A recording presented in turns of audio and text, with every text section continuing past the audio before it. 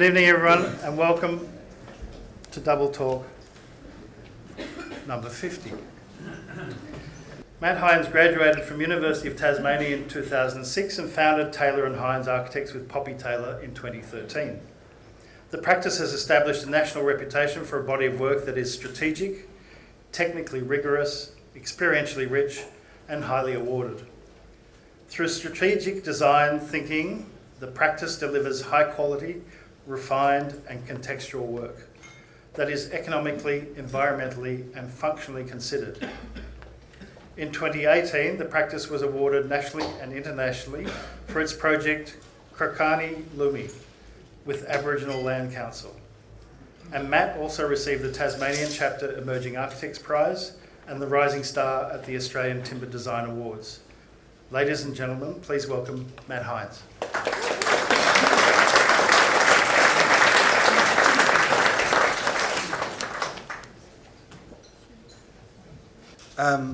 This is clearly the most exceptional speaker series in the country, and it has, having sustained so many high quality talks, probably is due in large part to the generosity of Brickworks and the exceptional curation of Stephen Varady. So I think that I'm really honoured that I've been asked to speak at the 50th and also to speak with Sean Godsall.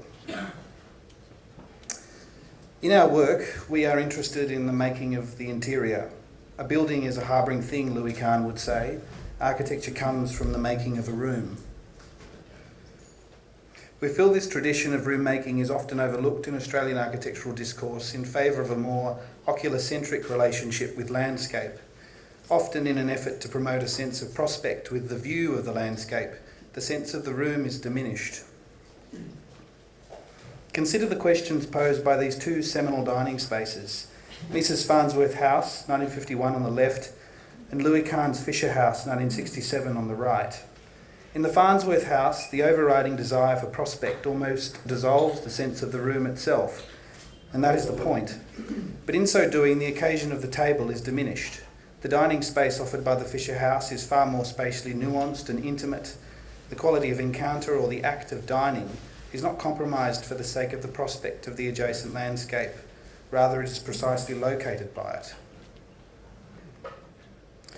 Here in Peter de Hoog's paintings, we see this quality explicitly. An interior has form and presence. An interior can be a place. And through the Romantic tradition, we find an approach from the interior toward the landscape. The history of the Tasmanian condition is contained in the promise of the sheltering interior. In thinking about how to respond to landscape in our contemporary Tasmanian context, we often refer to this image. It is a cartographic map of the Tasmanian coast drawn by the French expedition of Nicolas Baudin in 1803. It is a record of the coastline but shows human inhabitation as inseparable from the profile of the coast itself. In this image, the landscape is the harbouring interior. It is also the identity of the people it sustains. In the long traditions of Tasmanian space making, the nature of the interior is inseparable from the sense of being in the landscape. Shown here is the Pelion hut. These earliest pioneering structures speak about exposure and isolation, but also a particular kind of materiality, light and utility, and are intensely internal experiences in the exposure and vastness of the Tasmanian Central Highlands. Before us, other Tasmanian practitioners have worked with the same preoccupations. Here, Ray Heffernan's house at Little Swanport mirrors the silhouette of the Freycinet Peninsula and Shooten Island, a rhythm of pavilions broken by landscape rooms, of contracting and expanding interiors. And Michael Viney's seminal house in Enterprise Drive, a carefully sequenced and choreographed set of spaces which clarify a direct encounter with the slopes of the mountain. By taking the sensing body deep into the interior of the house, Viney wrote, "Space itself is amorphous, but is seen, felt and realised as a factor in moving and doing." So the plan sets the foundation, figuratively and literally. In our work, we seek to correlate these relationships in plan and elevation toward the promise of a sheltering interior.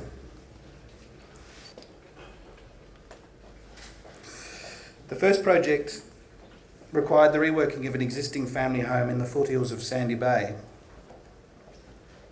The current owners had purchased the house in 2005 from the previous owner and architect Edith Emery, who had designed the house in 1958 for her own family.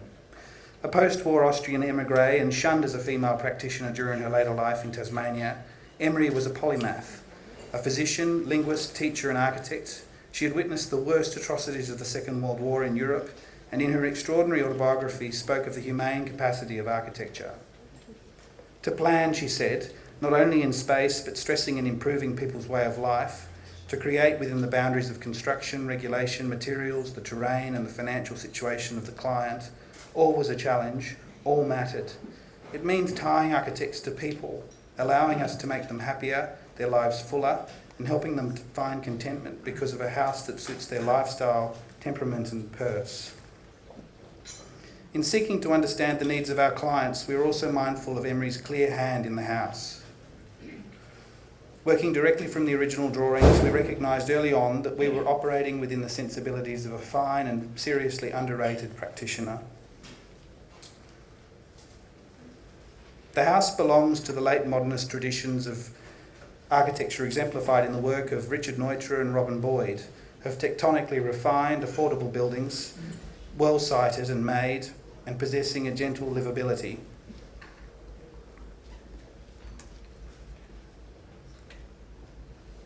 The house is unpretentious and direct in its formal expression and detailing. And we discern 4 key material moves by Emery: a common brick foundation, a dark-stained hardwood-clad exterior, and expanses of white-painted timber-framed fenestration, which lends a textural vertical rhythm to the facade. Internally, a primarily white palette with timber joinery elements which wrap from the floor. The first design moves continued the circulation and organisation of the original plan. This enabled the creation of an additional garden court to the rear and allowed for outdoor connections from a new garden living room. Internally, the kitchen is pushed into the existing sitting room behind, thereby opening it to an easterly aspect and morning light. Needing to be expensive and robust, the floor transitions from the original timber to a waxed concrete. A new service side entry is positioned next to the laundry and bathroom where dirty football boots and muddy camp clothes can be dumped. Offering space from the original living area, a short series of long steps and a blind hall circulate up to the level of the new living space, which opens directly out onto the brick terrace. The edges of the plan of this space are consolidated by fixed timber joinery elements. In terms of the material strategy, the stepping brick foundation was continued up the site, anticipating a lightweight timber-framed addition. We also felt that the new work should read as if it is drawn out of the original fabric as an extension in the truest sense, rather than an addition. We kept the volume to the extension low to preserve the lyricism of the original roof, and in so doing also made the volume tight, affordable and low into the garden. By adopting the material strategy of the original fenestration, we conceived the new work as a white textured armature, which is drawn up and onto the brick foundation and garden terrace. This move ensures that the new work deferred to the material strategy of the original house, but also kept the project affordable.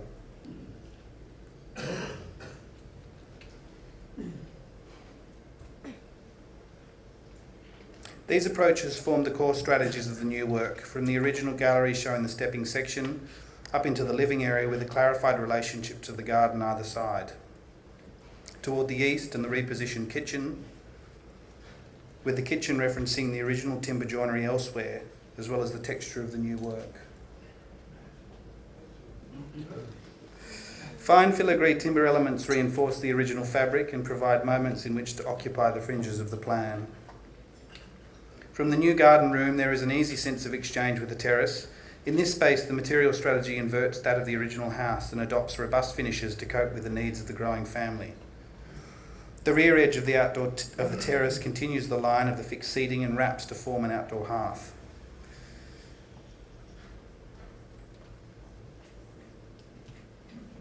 The bay window is an important gesture as it addresses the expanse of the river to the east and calibrates the plan back to an intimate orientation with the city. It cantilevers and overlooks the Derwent River and intensifies its broodiness by its own material warmth and sense of precarious enclosure. We also think that this gesture of the canting window breaks with the figure of the original house, in the manner that a small child does when peeking from behind the legs of a parent.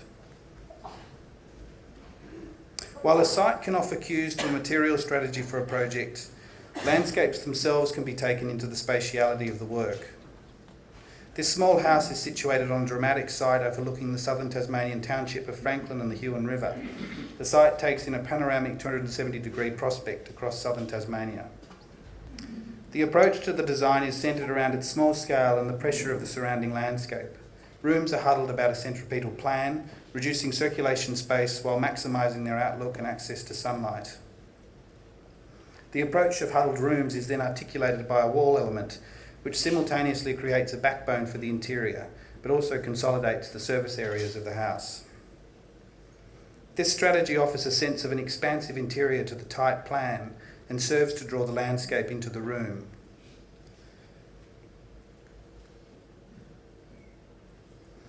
Access from below establishes a monumental approach, belying the intimacy of the interior. The glazing is slipped along the eastern facade to preserve privacy, while at the same time orienting the interior toward the valley below.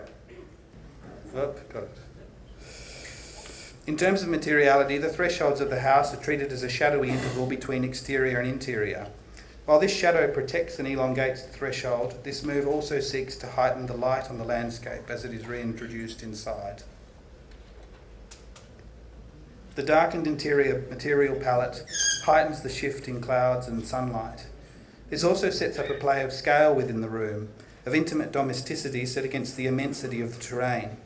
In this way, the landscape itself becomes part of the material logic of the house.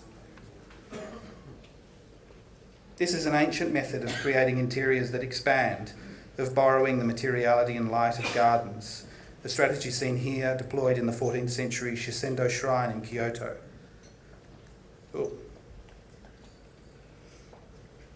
The clustered nature of the plan means that the material of the landscape unfolds at the margins of the house.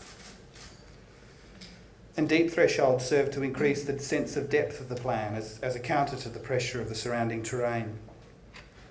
From the exterior, the terrace shares a diagonal connection through the house and underscores the axis with the mountain to the east.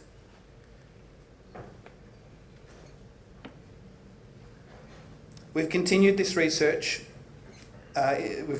research into this idea of intimacy and the immensity of the Tasmanian landscape condition more recently for a series of small prototype cabins situated at the bend of a rivulet on Tasmania's east coast.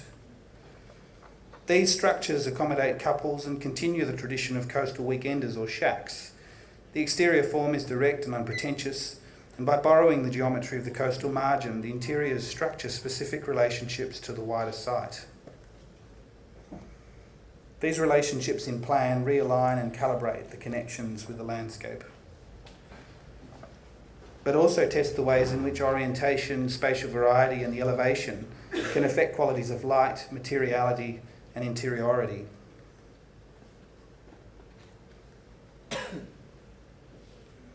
Continuing the timber building tradition associated with the shack culture of Tasmania's coastal communities, these small cabins are conceived almost as pieces of fine joinery in a larger landscape room.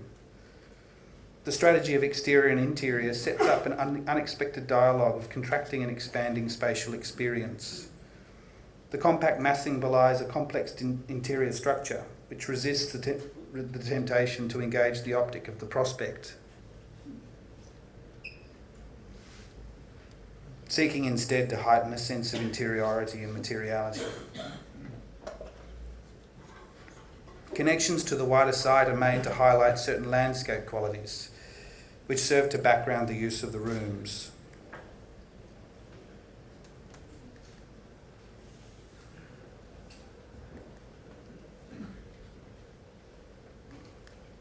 And this sense is heightened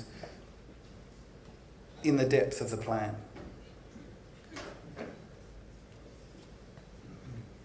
Detailing sets a relief for the seasonal inhabitation of the interiors.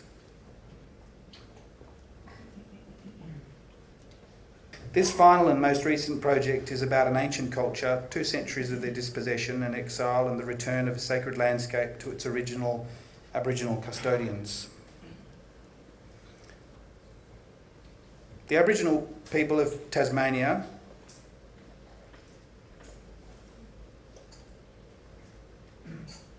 or Palawa suffered one of the world's most notorious attempts of cultural genocide. For nearly a century, a determined war was waged against them, and by the end of the 19th century, the surviving community was forcibly removed from a landscape to which they had belonged for over 40,000 years. The project site is located on traditional cultural lands in the northeast of Tasmania in the Mount William National Park, known traditionally as wukalina. Next. The northeast... Yeah, okay, no problem, yeah. The northeast of Tasmania is deeply significant to the Tasmanian Aboriginal people. It is the homeland of the Coastal Plains clans and the country of the tribal chief and warrior Manalagenna. Next. During late 1831, after a decade of violent war, Manalagenna accepted a treaty and safe haven offered by the friendly conciliator George Augustus Robinson. However, as Manalagenna was taken past the coastline of wukalina, he knew that his community had in fact been deceived and dispossessed. He cut his hair and died 3 weeks later in exile. His daughters had married into the violent sealing communities of the northeast, and their descendants are the living Tasmanian Aboriginal community. Robinson's promises to Manalagenna were made on this land, and his descendants have fought for decades for its return. Wukalina, Mount William, part of Manalagenna's country, is a sacred site, and at its foot, this small project is situated. This history offers an insight into the depth of feeling of our work with the Tasmanian Aboriginal community in this landscape. Next. In early 2012, we were presented with a compelling brief for a cultural walk by the Chair of the Aboriginal Land Council, Clyde Mansell. At the beginning of the project, Mr. Mansell took us to a sacred site made by his ancestors over millennia. Here he told us the creation story of his people. It is the oldest story that Poppy and I have ever heard, and hearing it changed our perception of this area. The telling of the creation is a speaking into being of country. It is an initiation into the cultural and spiritual interior of the landscape. Clyde spoke about the importance of self-determination for his people in the telling of their story, and this moment clarified a clear purpose in the architecture of the project. The brief required that 10 guests and 2 Aboriginal guides are accommodated for 2 nights at a standing camp near Cobbler's Rocks. The cultural walk commences at wukalina and proceeds south to the site of a standing camp, Krikani Lumi, and then on to Larapuna, the Eddiston Point Lighthouse Precinct. In our research, along with broad community consultation, we also turned to first-hand accounts of the traditional seasonal shelters of the Palawa. These were ostensibly very sophisticated structures, carefully sited and well made. These half-dome shelters were of the moment and followed a simple construction sequence, expressed the methodology of their making, and were layered to greater or lesser degrees of enclosure. Typically, the exterior was sheathed in a weathering skin of broad sheets of bark, while the interiors were lined in tiers of softer paper bark. Upon these interior vaults, the country was redrawn, interweaving storytelling and shelter. This notion of the storytelling interior and the open structure of the half-dome form heightens the sense of an expanding interiority, such that the country itself is experienced as a larger room. This is a key idea in the project. The site was chosen by the Aboriginal training rangers on the basis of traditional patterns for Aboriginal encampments. It is approached from the dune across the coastal heath slightly south of a freshwater creek. The siding is sheltered into the vegetation, giving an easterly aspect, and is bounded by a dense wall of banksia and melaleuca. This affords a clear arrival sequence through gateways of peppermint gum and granite outcrops. In considering this cultural background, a spatial question remained in the project of how to preserve the encounter with the interior, while at the same time delivering a modern building typology for a high-quality tourism experience which could be robust, vandal-proof, prefabricated, and unique. In response, a protective, purposeful and economical shroud was proposed to conceal the privileged experience of the cultural interior. This spatial strategy preserves the agency of the Aboriginal community in the telling of their story. The immediate landscape offered a language of materiality to this approach. And in the first esquisse of the project, we presented a shadow against the Banksia and a cultural interior revealed. In terms of siding, a communal pavilion is sleeved between stands of Banksia, and a large communal dome interior is framed on approach. A fire at the mouth of the dome is placed to anchor gathering and storytelling. And to the north, a series of individual sleeping huts are each sided in particular relationships with the scrub. The developed plan consolidated an enfilade of spaces and taught forms. The entire site is off-grid, toilets are dry composting Clivus multrum, and rainwater is harvested and stored on site. The individual huts are entirely unserviced. The detailed plan shows the developed layout of the main facilities with communal dome and stores, kitchen and internal dining, guides' quarters and ablutions. The project is almost entirely constructed of durable hardwoods. Exteriors are of charred silvertop ash and interiors are of blackwood and Tasmanian oak. There is no glass at Krikani Lumi. The individual hut floors are entirely mattressed and opened by a series of timber awnings. The awnings extend the usable space of the huts without increasing the impact of the foundation. During construction, prefabricated building elements were airlifted into the site. This allowed pinpoint accuracy in the placement of structures and preserved the delicate understory vegetation. Not a single tree was removed or cut down in this project.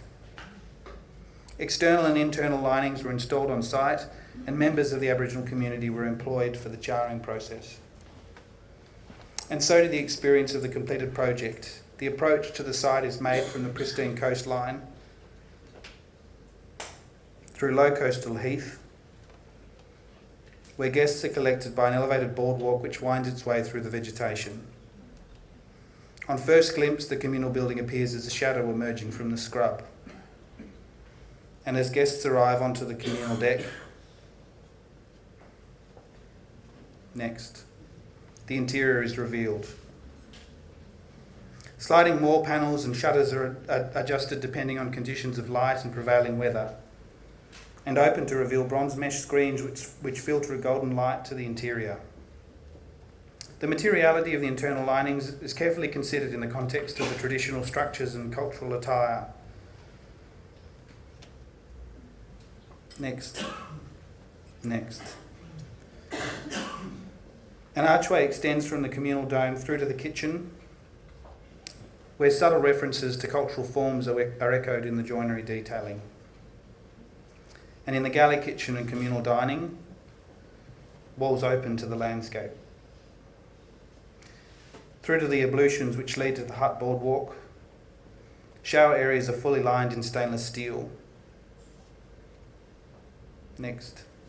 From the end of the communal pavilion, the access towards the huts. Next.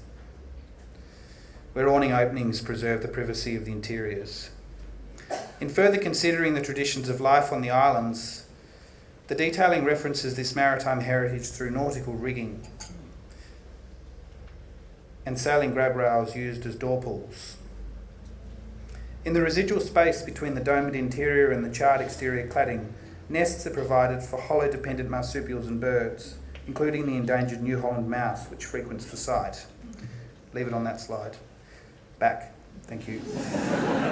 Bedding is supplemented with wallaby pelt throws known traditionally as riori. And guests wake to soft light and the activity of honeyeaters feeding just beyond the reach of their beds. In recognising the importance of this project, we've always sought to achieve an architectural sensibility that allowed the spaces of Krikani Lumi to make the fullest experiential offering to the Aboriginal community in the telling of their story. Architecture is an atavistic urge, as Marcel Breuer put it, of a constant return to origins, and so too it is an act of constant remembrance. This sense resolves most strongly, we feel, when the attention of architecture is focused towards the essential nature of human experience. This is the quality we are searching for in our work, It must serve to occasion human being. Thank you.